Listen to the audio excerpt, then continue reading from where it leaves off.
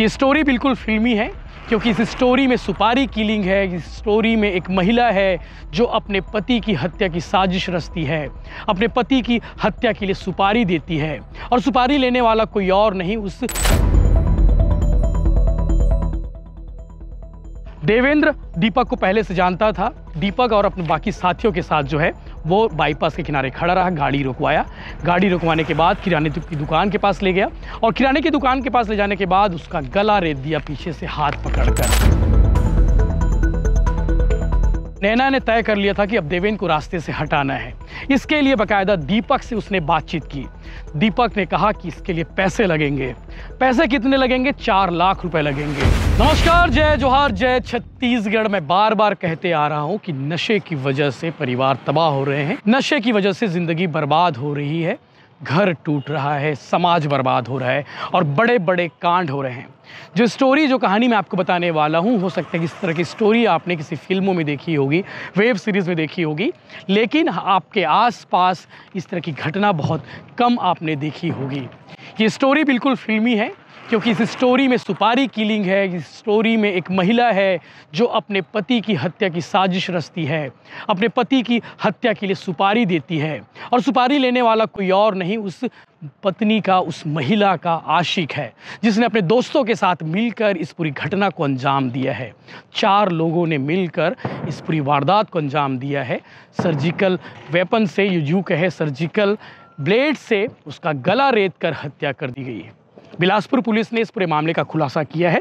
बिलासपुर के तोरवा थाना पुलिस ने इस मामले को लेकर जांच में जुटी रही और उसके बाद 2 दिन बाद इस पूरे मामले का खुलासा किया है प्रेस कॉन्फ्रेंस के जरिए। बिलासपुर पुलिस कप्तान IPS रजनीश सिंह ने प्रेस कॉन्फ्रेंस लेकर इसके बारे में डिटेल में बताया है। देवेंद्र बनर्जी 37 साल इसकी उम्र है, सिमगा के पास दुलदुला का रहने वाला था। इनकी शादी हुई थी 8-10 साल पहले। सब कुछ ठीक चल रहा था, बाल बच्चे थे, घर परिवार सुखी था, लेकिन नशे की वजह से ये शख्स बर्बाद होते गया। उसकी पत्नी भी साथ छोड़ने लगी। पत्नी साथ छोड़ते ही छोड़ते उसने अपना रास्ता ढूंढ लिया। उसे ये लगा था कि अब देवेंद्र के साथ उसकी ज़िंदगी आगे नहीं चलने वाली।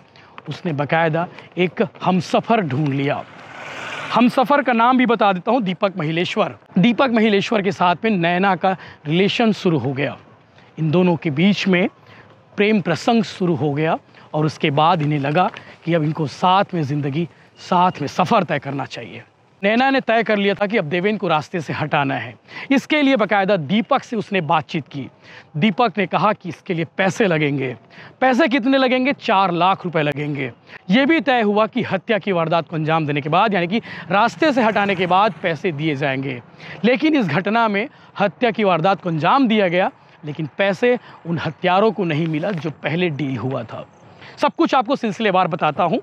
देवेंद्र बनर्जी और नैना के बीच में सब कुछ ठीक चल रहा था, सब कुछ सही चल रहा था। नशे की वजह लत में आकर देवेंद्र जो है बर्बाद हो चुका था, नशे की लत में आ चुका था। लेकिन इस बीच जो है अंजलि उर्फ नैना का जो रिलेशन है, नैना का जो संबंध है, वो दीपक महिलेश्वर से शुरू हो चुका था। नैना पहले ही बोल चुकी थी कि अब इसे रास्ते से हटाना है। फिर दीपक ने तय किया, कमल अपने छोटे भाई को उसने याद किया, इसके साथ अनिल रजक और विक्की लहरे जो इस एपिसोड में, यानी कि इस हत्याकांड में गिरफ्तार है। पुलिस ने इन्हें जेल भेज दिया है। इन चारों ने मिलकर देवेंद्र को मौत के घाट उतार दिया।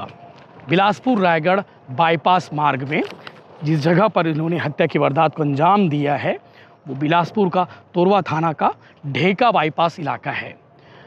जैसे ही अपने ससुराल जाने के लिए देवेंद्र घर से निकलता है, नैना सब कुछ बताती है इन हत्यारों को। एक एक पल पल की रिपोर्ट देती रही कि अभी कहाँ पहुँचा है, घर से निकला है, किस रास्ते से आ रहा है, तुम लोगों को क्या करना है। देवेंद्र दीपक को पहले से जानता था और दीपक और अपने बाकी साथियों के साथ जो है वो बाईपास के किनारे खड़ा रहा, गाड़ी रुकवाया। गाड़ी रुकवाने के बाद किराने की दुकान के पास ले गया और किराने की दुकान के पास ले जाने के बाद उसका गला रेत दिया पीछे से हाथ पकड़कर। मौके पर ही उसकी मौत हो गई और उस बाईपास के किनारे जो है उसे छोड़कर आ गए। चूँकि जिस ब्लेड से हत्या की वारदात को अंजाम दिया गया है वो सर्जिकल ब्लेड है। इसके लिए बाकायदा हत्यारों ने मेडिकल दुकान से वो सर्जिकल ब्लेड खरीदा था। पुलिस ने उसे जब्त कर लिया है और इन हत्यारों को गिरफ्तार कर लिया है। जब पुलिस ने इनसे पूछताछ की कि भैया तुम लोगों ने क्यों मारा है, पुलिस ने इन हत्यारों से पूछा कि आखिर इस वारदात के पीछे की कहानी क्या है। जब इन्होंने हत्याकांड का राज खोला तो पुलिस भी सकते में आ गई। हालांकि मोबाइल जो डेटा थे, जो वहाँ पे सीडीआर खंगाले गए, हत्या की वारदात के समय कौन कौन से नंबर एक्टिव थे वहाँ पे, किससे लगातार बात हो रही थी, तो दीपक लगातार जो है नैना से बात कर रहा था, जो देवेंद्र की पत्नी है। पुलिस ने देवेंद्र को पहले ही हिरासत में लिया। देवेंद्र से पूछताछ शुरू की गई और देवेंद्र से पूछा गया कि हत्या के वारदात के दिन, जिस दिन तुम लोगों ने हत्या की वारदात को अंजाम दिए हो, उस दिन नैना से क्यों बात कर रहे थे। उसके बाद नैना को पूछा गया, नैना को बुलाया गया।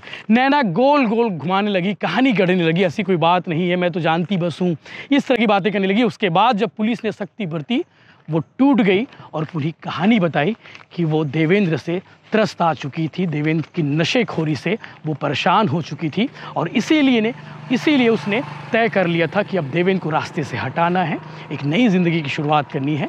पीछे आपको बता दें कि नैना पिछले कुछ दिनों से देवेंद्र के साथ अलग रहती थी, देवेंद्र को छोड़कर अपने मायके शिफ्ट हो गई थी और देवेंद्र को मायके बुलाने का दिन उसने तय किया, उसकी बेटी का जन्मदिन। अपनी बेटी के जन्मदिन के दिन उसने देवेंद्र को बुलाया।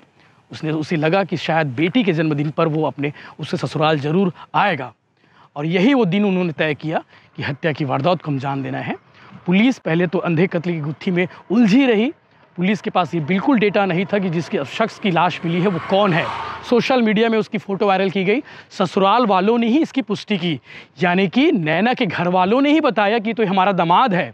फिर पुलिस ने अपनी जांच आगे बढ़ाई और उसके बाद सीडीआर खंगाले गए, मोबाइल लोकेशन ढूंढे गए, उन आरोपियों से पूछताछ की गई और सब ने पूरा राज खोल दिया और इस हत्या की गुत्थी सुलझा ली गई।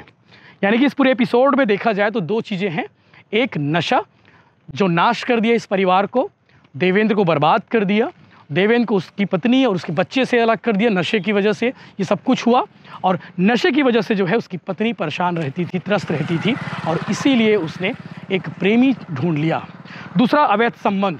मैं अक्सर कहता हूँ, अक्सर ये बताता हूँ कि अवैध संबंध का कोई नतीजा नहीं है, कोई परिणाम नहीं है, कोई भविष्य नहीं है। तो इस एपिसोड में बिल्कुल वैसा ही हुआ। अब आप सोचिए कि इसमें गलत कौन है। वो पति जो रोज़ शराब पीकर घर आता था, परेशान करता था, तमाशा करता था, जिससे एक महिला त्रस्त हो गई थी, एक पत्नी त्रस्त हो गई थी। दूसरा, वो शख्स जिसे मालूम था कि जिस महिला से वो प्रेम करता है वो शादीशुदा है। तीसरी, वो महिला जो शादीशुदा होकर भी गैर मर्द के साथ इश्क लड़ा रही थी। हालांकि पुलिस मामले की जांच में जुटी रही। जांच के बाद इन्हें जेल भेज दिए गए हैं। अब कोर्ट को तय करना है कि इनकी सज़ा कितनी होती है। जय हिंद, जय जोहार, जय छत्तीसगढ़। दिनांक 13/9 को ये घटना हुई थी जब नेशनल हाईवे पे तोरबा थाना क्षेत्र में नेशनल हाईवे के किनारे एक डेड बॉडी मिली थी और उस पर चोट के निशान थे, गले में कट के निशान थे और एक लावारिस थी और अंधा कत्ल था। उसमें हमारे अधिकारियों ने तत्काल वहाँ पहुँचा, एफएसएल की टीम गई, मौका मुआयना किया, एविडेंस लिए और इसके बाद फिर लगातार पतासाजी की जा रही थी। और इसी बीच कल हमें इसमें अच्छी लीड मिली और ये पता चला कि ये डेविड बंजारे जो है वो सिमगा का रहने वाला है, रायपुर डिस्ट्रिक्ट का, और ये नशे का आदी था, गंभीर रूप से इस नशे का आदी था और इसका इलाज भी चल रहा था। इसकी पत्नी के साथ कुछ लोगों के अवैध संबंध थे और इसकी पत्नी ने जो इस घटना में जो सामने आया है उसमें इसकी पत्नी ने अपने पुरुष मित्रों के साथ मिलकर इस घटना को अंजाम दिया। पत्नी यहाँ पर किसी उसमें और हॉस्टल में काम करती है और उसने अपने मित्रों को बताया कि वो रायपुर से निकला है, सिमगा से निकला है और अपने ससुराल आ रहा है। उसकी लोकेशन बराबर वो बात करते हुए देती रही और घटना स्थल पर इन लड़कों ने उसको रोका, जिसमें कि आरोपी है दीपक महिलेश्वर, कमल महिलेश्वर, अनिल रजक, विक्की लहरे और जो उसकी पत्नी का नाम है अंजलि धृत लहरे उर्फ नैना। इनके द्वारा ये घटना कारित की गई है और ये एक तरीके से अवैध संबंध और नशे इत्यादि का कंपोनेंट इसमें इन्वॉल्व है।